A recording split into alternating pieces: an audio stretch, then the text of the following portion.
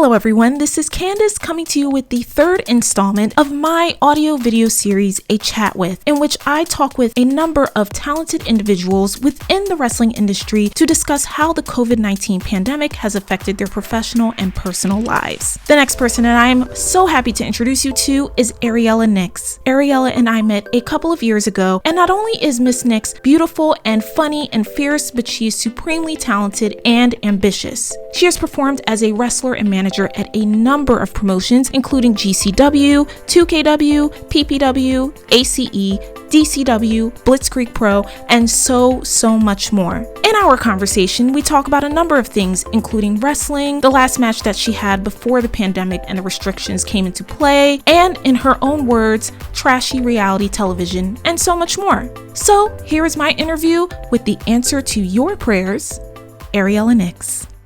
This is the 2.0 version of my interview with Ariela Nyx. We met at Capital Wrestling, which is now called Catalyst Wrestling. And since then, I have seen Ariela just pick up title after title, match after match. She's been all over the map, going from here to there, especially on the East Coast. And I'm talking to her straight from New York City. I'm just glad that you're safe and healthy, Ariela, because I know it's a hot mess in New York right now with this pandemic and everything. Yeah, it is crazy out here. And thank you. I'm glad you're safe as well. You know, we're all going through this no matter where we are. So, yeah, I appreciate that. And like I said, I'm glad you're safe too.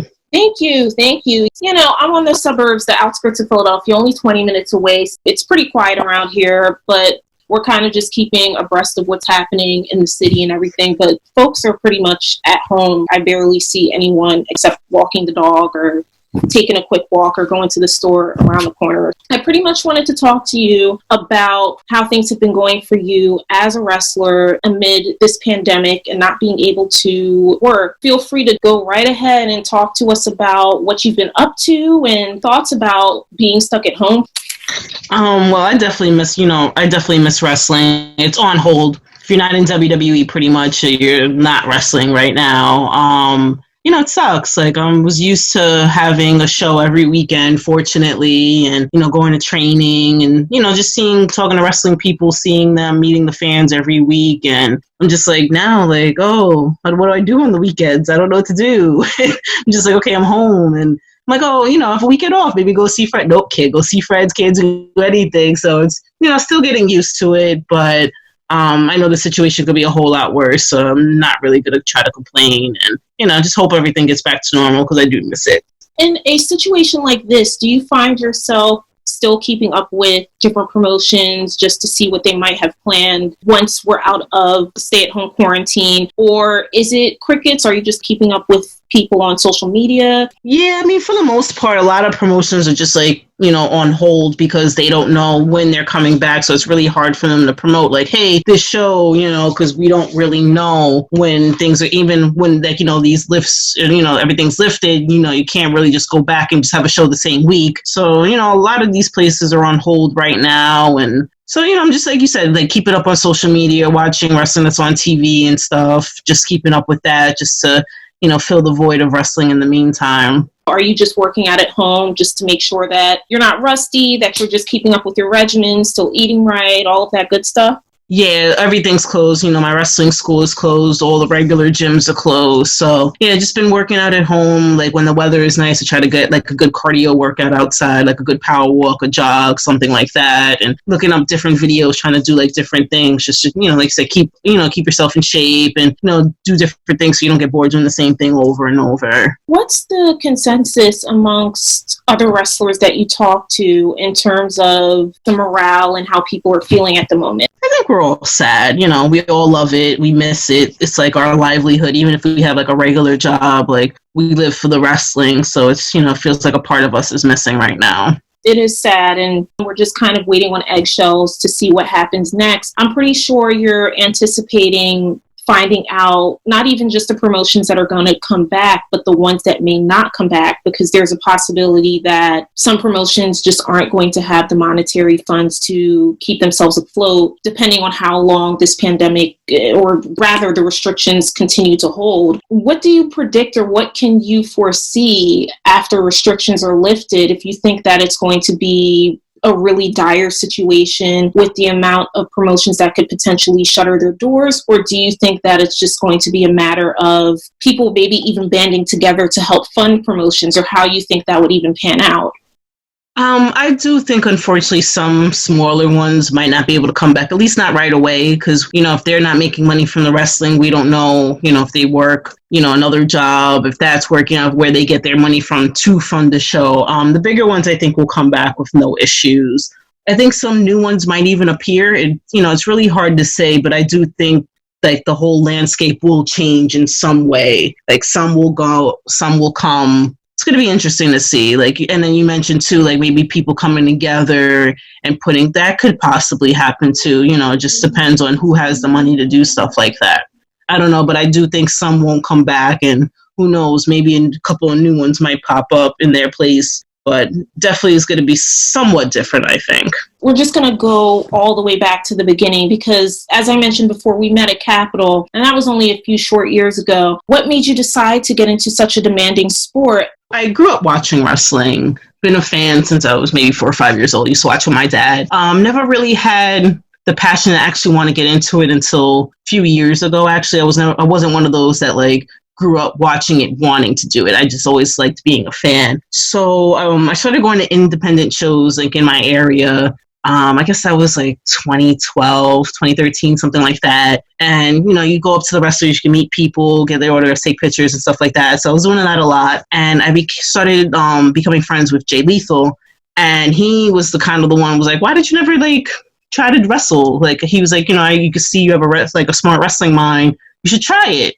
And I'm like, And then going to a couple of the indie shows, I'm like, maybe I do want to try it. And then he introduced me to Amazing Red, and that's how I started with House of Glory. Wow. So talk to us about just your experience at House of Glory, because that's a fantastic promotion to even start your career at. Yeah, no, I was very lucky, and it was a lot smaller then too. When I joined, it's grown.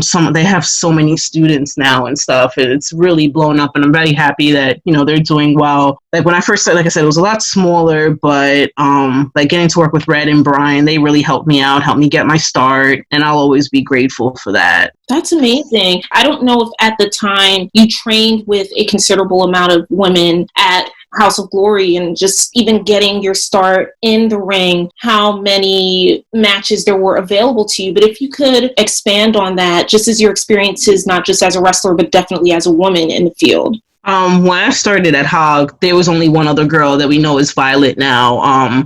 Me and her, I think, were the only two girls first up. Then Sonia joined at one point too, and it was really just the three of us. A couple girls came in and out, but we were really the only three. So it was you got used to training with guys because that's all that was there. And then I started out my career as a manager, so that helped me get comfortable with the ring too. And just being a woman is just it's a male-dominated sport, like you said, and the locker room was mostly men. And I've always been comfortable, just being one of the guys. I have a lot of guy friends growing up, so it wasn't anything really different for me, I guess, in a way. But, still at the same time, I'm like, okay, we need more girls.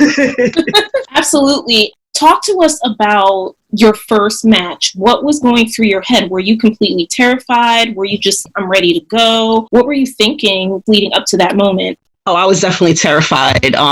Guys, yeah, no, I was definitely terrified, scary to think about, just oh my God, I'm actually going to do this. I trained for so long, and, it's totally different training and wrestling in front of a crowd. The craziest thing was my first match, I think we were supposed to be fourth. They told us we were going to be fourth. Then match 3, they're about to start match 3, and I hear my music, and I'm like, that's my music. They're like, yeah, you're up now. I was like, you told us we were fourth, so I didn't even have that extra second to prepare. I had to run out. It was so bad, but the match actually went decent for my first match, and so overall it was okay, but definitely nerve-wracking to say the least. Look at how far you've come from that first match to now. If we look at your resume, you have performed at so many different promotions. You've performed with a ton of different people. What was the last match that you had before the quarantine we started?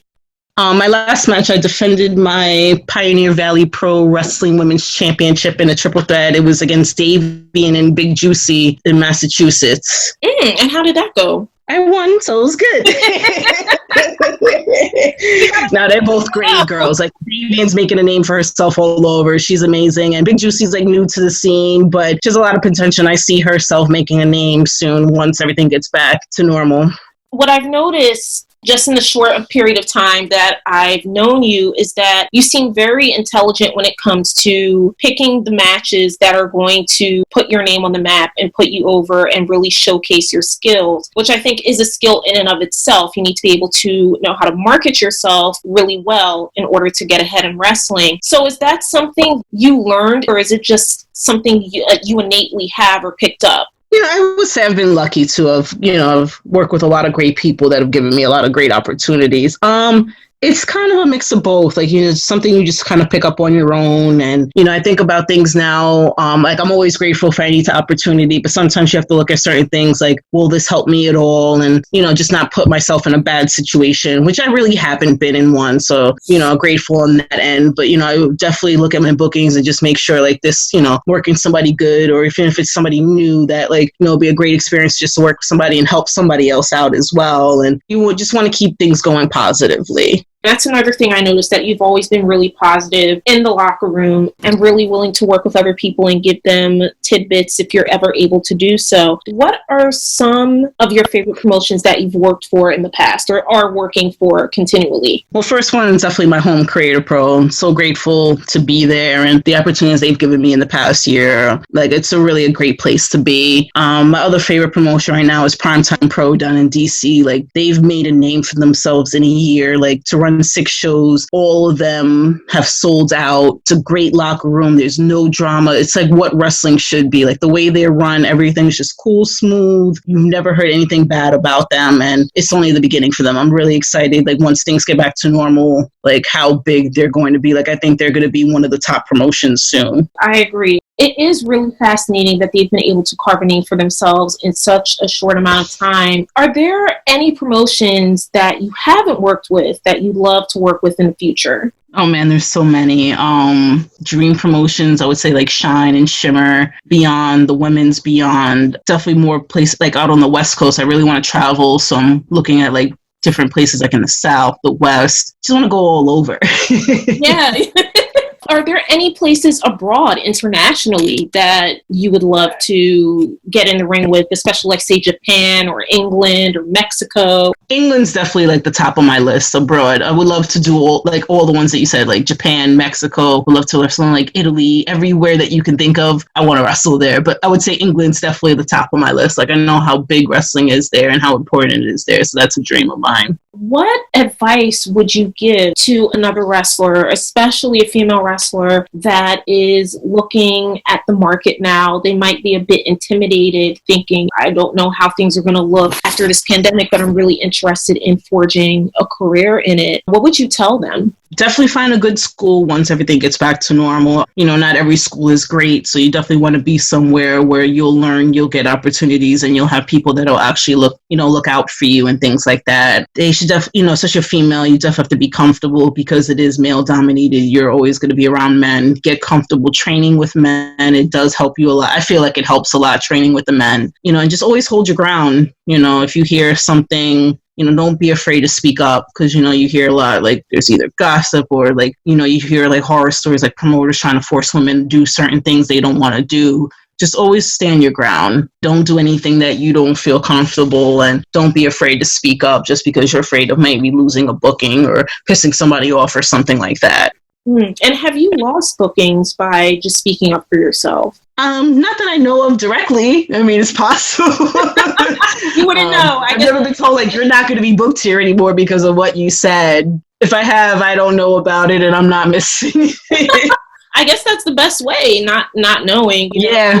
We're in this time where we're not able to do what we want to do. You're able to go to work, you go to work, stay at home, do work at home, try to occupy your time with things, go to the grocery store, what have you. When these restrictions are lifted, what would be one of the first things that you would do that you haven't done in the past month or for however long we're going to be in this state of just a hard pause? Between either go to the gym, maybe plan a dinner or like, a girls' night out, something like that with friends, and plan a vacation. those are like the three things that I'm like ready for once everything. And where would you want to go on vacation? I want to go somewhere abroad. I just got my passport renewed, so I definitely want to plan something, especially for my birthday in October. I'm thinking somewhere abroad. I'm not 100% sure yet, but, you know, especially since I got the passport renewed, I'm like, all right, I got to get out of here. Like, I gotta go. I gotta go. Any places? I need some time away, man. Are there any specific cities that you have your eyes set on? Maybe London, maybe, I don't know if I want to say Italy, but who knows what's going to happen with some of these international cities. But I know, my poor country, man. I'm like, it's heartbroken to see what's going on in Italy right now. Like, they're so worse off. And, you know, I just hope they can recover too. Like, I've been down to the southern half of Italy, and like the northern half was like a goal of mine. So I hope that at some point I can get there just to visit and see, you know. When's the last time you've been to Italy? I went once. I guess it was 2009. It was my last year of college. I did like a broad course. It wasn't like a whole semester. It was just like 10 days, and it counted as like one class. It was, it was like January, no, it was 2007, excuse me. And yeah, we went from 10 days, and we went down from like Rome to Sicily and got to see like all of that. It was so beautiful down there. Did you eat all the gelato that you possibly... Yep. Give me all the Italian food, man. I was like, yes, I feel home. I'm thinking I went to Rome. It might have been around that same time, 2000, or maybe a few years later. And it was just, dude, if I could just stay here forever, I'll be cool. Because the food, number one, is insane. Yeah, it's a beautiful place, man. It's just such a lovely place. It is heartbreaking what's happening over there. Yeah. From what I've heard, it seems like the curve is starting to flatten for them over there. So I think they're coming out of the worst parts of it. I think so too, yeah. They just, you know, got to take it slow and not try to reopen things too quickly, because then it's just going to go right back to where it was. Right. And I mean, unfortunately, we're at a place, if you've been keeping up with the news lately, where cities like Atlanta and states like Michigan and I think Virginia too was added in that, where they want to open things, I think, towards the end of this week. And I think Georgia's opening up Friday or something stupid and ridiculous. I'm just like, and Florida's another one that are just ridiculous. It's Florida. You said your dad is in Florida, right? Yeah. Mm-hmm. How's he doing down there? He's good. You know, I guess he's like kind of bored and stuff too. Like, you know, I mean, he's enjoying his retirement, so he can't complain. But overall, like, he's healthy and good, so I can't complain. That's good. All of us want to get back to our normal lives, but it's just going to prolong things if we decide that it's a good idea to just go back to what we were doing and not have a hold on exactly even how this virus is really transmitted. I think there's just so much information that we still don't know about it. So it doesn't make any sense for us to really just jump the gun and say, yeah, I'm going to go get my nails done. I want to get my nails done. Right? Like, my undercut is gone. Like, I'm like, we're talking about a haircut. I'm like, I'm about to text my barber, let me come to your house. It's a struggle. My undercut is gone, man. I'm like, am I going to keep it? Or that's my thing right now. I'm like, am I going to keep, recut it? Or am I going to let my hair grow out? I guess it depends on how long we're going to be out for. Well, you come back to the ring with a brand new hairstyle. Yeah, that's what I was thinking. I'm like, I've had the undercut 3 years, so if I come back, I don't know. We'll see. But I'm like, I like the undercut. It's cool. But I'm like, if it grows out, it doesn't make sense to start all over. So, I don't know. We'll see. I had the same thought in my head last week. I texted my hairstylist. I wanted to ease into the conversation because I didn't want to bombard her and be like, so you doing house calls. Right? I know. I ordered my hair dye. That's coming tomorrow. I'm like, I could touch up my roots at least.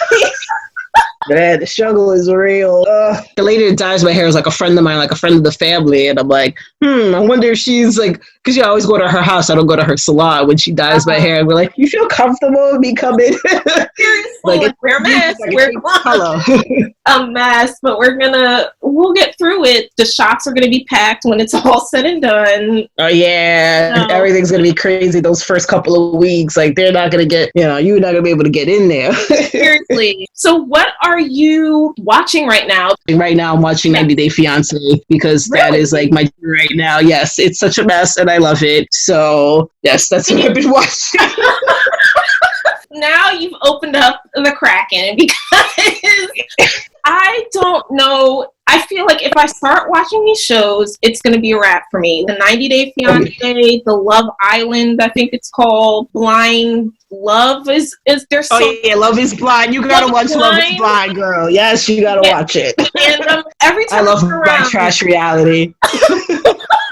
So Love is Blind what is that? Is that just two people don't know each other and then they meet, or they get to know each other and not know what each other looks like? Yeah, that's how it is. It's like there was, I think, like, say 10 women, 10 men, and they were doing like blind dates where they went like into like a little cubicle and you can't see what the person looks like, and you make a conversation or whatever, and you see who you like, see who you're feeling. You're supposed to like somebody based on their personality, not their looks. And within that first week, the only way you can meet them is if you propose. You have to get engaged to the person. Like, you can't even just like date. You have to be engaged to them. So then after this, so like I said, first week you get engaged, and then you have 30 days to get married. So it was just ridiculous. It was like a love experiment, something, blah, blah, blah. But it was interesting, and, it was a mess too. But a couple of them are still together, so I guess it worked for somebody. So that's very fascinating. There's just so many of these shows out now. I remember when it was just The Bachelor, The Bachelorette, and now it's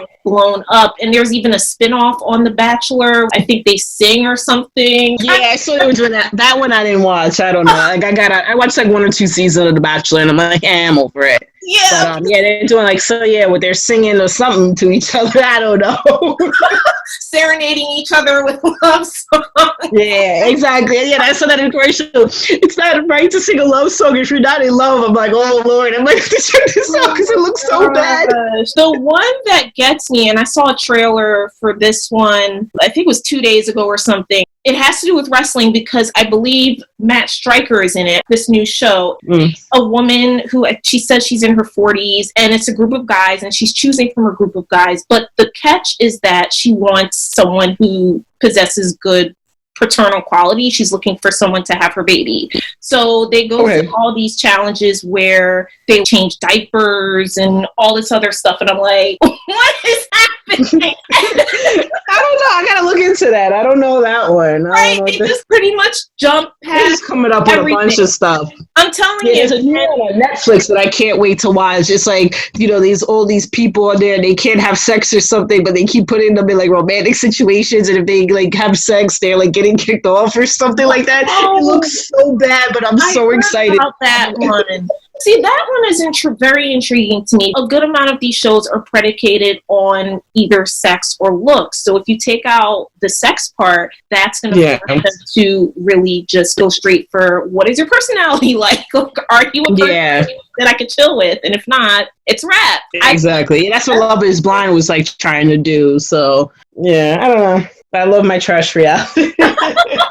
The only reality show that I'm really invested in is The Challenge, which I've watched since day one. Gotcha. Now, it's getting to the point where they're infiltrating people from all of these shows that we're talking about. Now they have people from Are You the One and Big Brother and all these shows, and it's weird. I don't even watch Big Brother, so I don't know who you are. Just coming up. Right.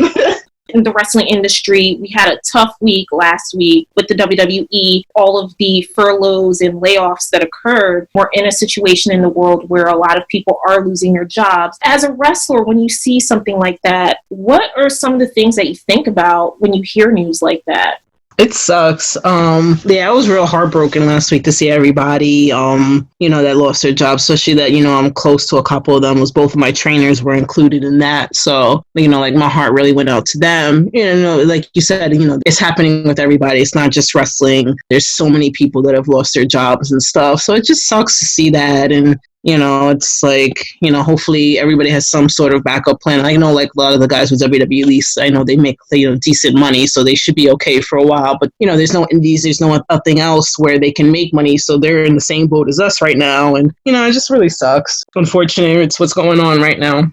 There's a lot of, when it was occurring, people were really, really up in arms about it. My initial reaction was, I hope that they're able to get picked up by other companies. And in fact, I believe a good amount of them will continue to work in the industry if they want to. The voice is something that they definitely want to do. Do you feel as though it's going to get worse in a respect when it comes to those big promotions? Or is it just going to be a matter of we're just going to kind of see forever how long this works out, that the companies are still going to perform in front of no audiences and that things are just going to kind of flatten until the rest of the year? I mean, do you think there's going to be more restrictions in that level, in that sense? I don't know. Honestly, I guess it just depends on how long this goes. I think the longer it goes, then the more like how rough it's going to get. They might end up with more layoffs, things like that. It really depends. But I think for now, it's just they're going to keep doing the way they're doing, just like in front of no crowds and things like that. Obviously, they're not going to be allowed to have a crowd for a while. So, I just think the longer it goes, the more it's going to hurt everybody. And the best thing we can do is hold on and just wait and see. We touched on this earlier in the conversation, but when it comes to seeing these layoffs and furloughs at the top tier, rather, of this pyramid, and then seeing it trickle down to the independents, do you think that it's going to affect the independents adversely? Or do you think that, okay, well, these people are getting laid off, now they can actually work in the independents and strengthen the independent scene? Yeah, I think it will strengthen the independents. It's going to be fun just to see these new, the talents, some of them that haven't really been on the independent scene in a long time, if ever. And, it's definitely going to change the face a little bit, but I think it will be for the better. How else are you passing the time? I know that you have your day job, thankfully, so you're still working in that respect. Do you find yourself a little busier or just the same, or kind of trying to find more things to do at a time like this? Trying to find more stuff because, during the afternoon, I'm doing my work, Monday through Friday type of thing. But then it's like the evening, like, okay, not really doing anything. And usually if I'm like, since I'm already home, it's kind of like, I'm not spending the time trying to get home and relax or whatever. I'm already kind of relaxed, even though I am working from home. So, like I said before, we would talk about like the working out and stuff like that. So I'm trying to like work out at least 5-6 days out of the week, if not every day. And, like we talk about the TV, trying to find new shows to help pass it. I love to binge watch. So doing that too, and try to go out, like get a jog in, something like that, or if I could find something to do, just to get outside for a few minutes, even if I need to go to the store, things like that. So, I'm trying to find the ways, and it hasn't been too bad yet. The climate in New York where you are, is it just a ghost town? What is the feeling like there? I wouldn't say it's a ghost town. Everybody is wearing a mask now. I live in an apartment building, so they put like signs up that is required when you're in the elevator and stuff like that, since it is a confined space. I do see people when I go out. It's definitely not as packed as, used to be. Like, I don't see as many people all the time, but there are people out, still living their lives and stuff. But everybody has masks. Most people I see with gloves too, things like that. So as long as you're taking your precautions and stuff. So yeah, definitely stay safe. What's one thing, based on everything that we're going through now, that you're not going to ever take for granted again? I think I just kind of took, like time for granted, where it was like, if I was like, say, like feeling tired and lazy, like, oh, I'll go to the gym tomorrow, I'll go to training tomorrow, or things like that. It's just kind of like, oh, now I miss it and now I don't have that opportunity, and like being able to like see friends and stuff like that too. Like I miss hanging out with them, and, it's kind of like, okay, I barely get to see them now because, I'm wrestling, which is great. My personal life, which is like, I'm not really going to do much. And then now I'm like, okay, I don't have that either and stuff. So, I just got to take everything kind of, can't take it for granted and just appreciate what you have. Is there anything else on your mind that you'd like to tell everyone listening before we get into plugging all of your social media projects that you're working on? Just stay strong. I mean, this situation is hard. Like, some people are handling it better than others. And I know it sucks, but we really got to like stay home as much as we can. Like, I've seen people like, either the protests and people just like mad that they can't get a haircut and things like that. Or, oh, I'm bored, I just want to go hang with my friends. It's like, I know, but we really got to like end this as soon as possible. And the more you go hang out with your friends, the longer this is like going to keep going. And, work on yourselves. Like, that's a problem where you can't even feel comfortable enough to like be by yourself for a little bit. And I know like we all have our struggles and it's not knocking anybody in that type of sense, but use this time to grow. We're slowing down for a reason. And as much as it sucks, I am appreciating this time to like sit back and just kind of relax a little bit. Cause I know I was on the move, nonstop work, wrestling, this, that, and the third. So like I can appreciate this time to just kind of relax and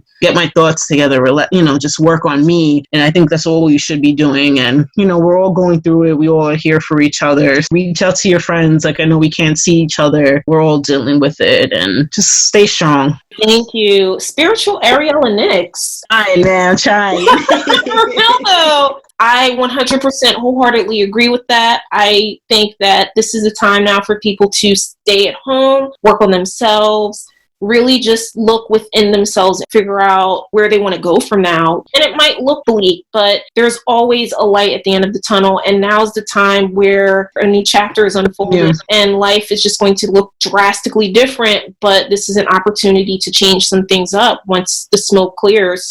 Thank you so much. Thank you so much, Ariela, for just... Oh, thank you. No, thank you. You're welcome. I always end my conversations with folks promoting themselves. So this is your time to plug all of your social media projects. Go for it. I have Facebook, Instagram, Twitter at Ariela Nyx. I also have my online store, which is arielanyx.bigcartel.com. Go buy a shirt if you have some extra money. I always appreciate everybody's support. Short and sweet. I love it. Thank you so much, Ariela. Thank you guys for listening, and listen to Ariela. Stay strong, stay home, be safe, try to stay as healthy as you possibly can. Definitely check out Ariela's matches when we're up and running. Check her out on social media so you can see where she'll be in ring when all of this settles down. Please do like and subscribe to my YouTube channel and share this interview. If you have any questions, feel free to contact myself. And if you want to give a shout out to Ariela, definitely contact her as well. Take care, guys, and I'll talk to you later.